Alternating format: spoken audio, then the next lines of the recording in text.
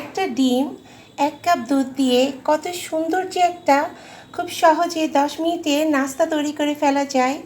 তো আজকে সেটাই দেখাবো আপনাদেরকে।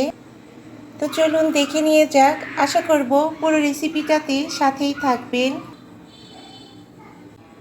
আসসালামু আলাইকুম, welcome to my channel let's cooking yummy ফুডে আপনাদের সবাইকে স্বাগতম জানিয়ে নতুন একটা ঝটপট 10 মিনিটের নাস্তা রেসিপি নিয়ে চলে আসলাম। বিসমিল্লাহির রহমানির রহিম।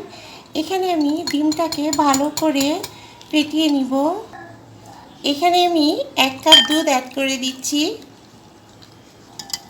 দুধটাকে দিয়ে খুব ভালো করে নেড়ে চেড়ে মিশিয়ে নিতে হবে। এখানে আমি 2 চা চামচ পরিমাণ চিনি অ্যাড করে দিচ্ছি। 1 চিমটি লবণ অ্যাড করে দিলাম। চিনিটাকে দিয়ে ভালো করে এইভাবে মিশিয়ে নিব। এখানে আমি একদম সামান্য পরিমাণ 1/2 চা চামচ পরিমাণ ভ্যানিলা এসেন্স অ্যাড করে দিলাম। দেখুন বন্ধুরা, সমস্ত উপকরণ আমার খুব সুন্দরভাবে মিশে গিয়েছে। এখানে আমি পাউরুটিগুলোকে এভাবে স্লাইস করে নিয়েছি। এখন একটি পাত্রে আগে আমি ফার্স্টে 1 টেবিল চামচ পরিমাণ সাদা তেল দিয়ে দিব এবং এখানে 1 টেবিল চামচ পরিমাণ ঘি অ্যাড করে দিব। এখন আমি সমস্ত উপকরণগুলোকে পাউরুটির সাথে এইভাবে ভিজিয়ে নিব এবং চুলার জালটা লো হিটে রেখে একটা একটা করে এইভাবে ছেড়ে দিব। পাউরুটিটাকে যখন খুব ভালো করে সোক করে নিবে তখন এটা খেতেও কিন্তু অসাধারণ টেস্ট হবে।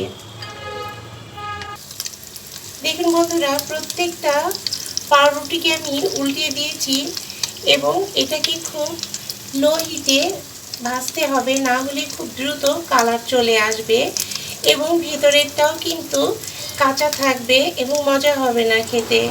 এই জন্য চুলার হিটটাকে একটু লো ফ্লেমে রাখতে হবে। প্রত্যেকটা সাইড যখন হয়ে যাচ্ছে এভাবে উল্টিয়ে দিচ্ছি।